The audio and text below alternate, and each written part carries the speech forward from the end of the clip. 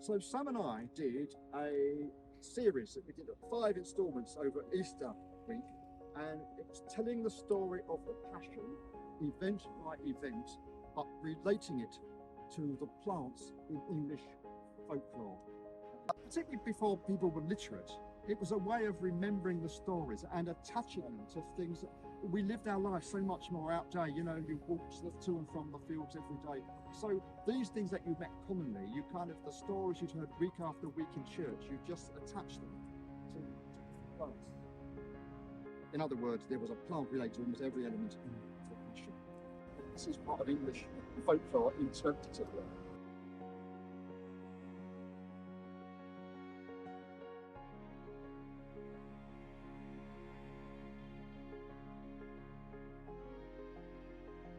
This is a shrub called Hypericum, St. John's wort. Yeah, the Hypericums are all dedicated to St. John, sacred to John the Baptist, because when it's in flower, it flowers in midsummer, round about St. John's Day, and the yellow anthers have little red droplets on them, which resemble blood. So it's supposed to be, you know, it resemble, commemorate the death, the beheading of John the Baptist. Yeah. This is called pearl wort. Wort just being an old English word for plant, but this is the pearl plant. And it grows in cushions like this. According to the story, when Christ was lowered from the cross, cushions of pearl wort were there to cushion his feet when he was first presented to heaven. There's another version of it, which is when Christ rose from the tomb. It was the pearl wort which spread itself before him. But it's such a humble plant, growing in such kind of, you know, unlikely places. I think it's a really lovely story. In the Highlands of Scotland, in particular, it's kind of regarded as a sacred plant, and you put them above the entrance to your house, or if you're a fisherman, you put some on the prow of your ship. So it's supposed to be a protective, or was supposed to be a protective plant in the Highlands and Islands of Scotland. This is the Bubblia.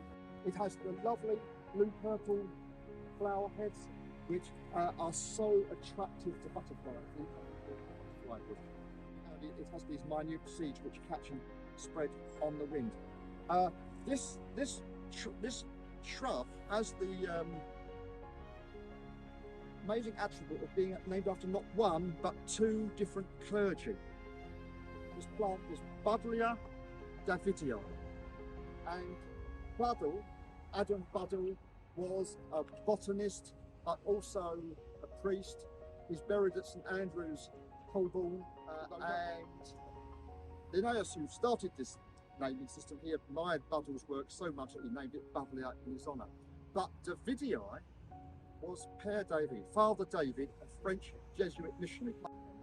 Father David, while he was in China, he discovered all sorts of interesting things and sent them back to the West. There's a lily named after him, there's the pocket handkerchief tree is named after him, there's a deer named after him, which is unique in that it has no tail, so you can instantly recognise Père David's deer.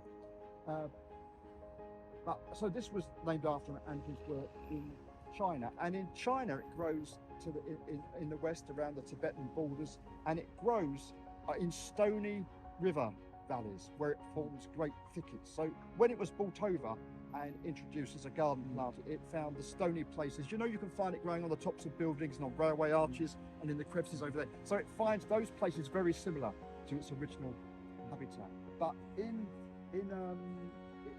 China, it forms great thickets in these seasonal stony river valleys, and there's supposed to be places where the wild leopard hangs out. And since we've got the craze for rewilding going, I'd love the idea of rewilding whole parts of London with Buddleia and introducing the leopards to hang about in the Buddleia thickets. The birches you get planted, this is what I'm checking, the birches you get planted on our roads are not normally our native birches. They're things like the Himalayan birch and Jacquemont's birch, and they have very, very white, very white bark. This is probably our native one. This is probably Betula pendula. Administer punishments you would cane people with birch. It was called giving someone a birchen, in fact. Incidentally, this one has a leaf miner in it. Do you know about leaf miners? A leaf miner, there are many types of insect do this, and they lay their eggs inside a leaf between the upper and lower layers. And the egg hatches out, and then it eats its way through inside the leaf providing a protection while it eats its way. And actually, this one will have started here, because if you trace it, this is not a great example, but it's almost there. As it goes, you can see it's actually getting bigger as it goes. So at the end here, it's bigger than when it starts there. And then eventually it makes a hole, comes out, turns into the adult insect and starts the whole process all over again. But that's an aside. Birch is a protective plant. And I don't know if the church realised that when you put it here. You did, that's why you did it. I think we did, yeah. Yeah. So you used to plant birches outside your homestead or outside your farm to protect you against witchcraft, the evil eye, and lightning for good measure. So it reduces your insurance premiums because you've got the extra cover. And this is a campanula, also known as the bellflowers. And there's a whole lot of different types of campanula. This one is the creeping campanula, and the whole family. The harebell is another member of this family. It isn't very bell-like on this one, is it? But often in this family, they are much more close to him, like that. Let's stand opposite the bell tower, the campanile, and look at the campanula. This is a garden plant, but it escapes very, very readily and establishes itself. But it likes walls. Again, it likes this kind of habitat. This is Herb Bennet. Herb Bennet. Bennet is Benedict, and it's sacred to St. Benedict, but it's also a healing plant, and that's what the name also implies. Its other more common name is wood avens. This time of year, the plants look really beautiful with the colour of this, which you all know. Michaelmas daisy. So this as well, but these are honeybees. This type here. So if someone's got a hive, there are other species of wild bee. Well, there's a wild species of bee. Can you see its inflated pollen sacs?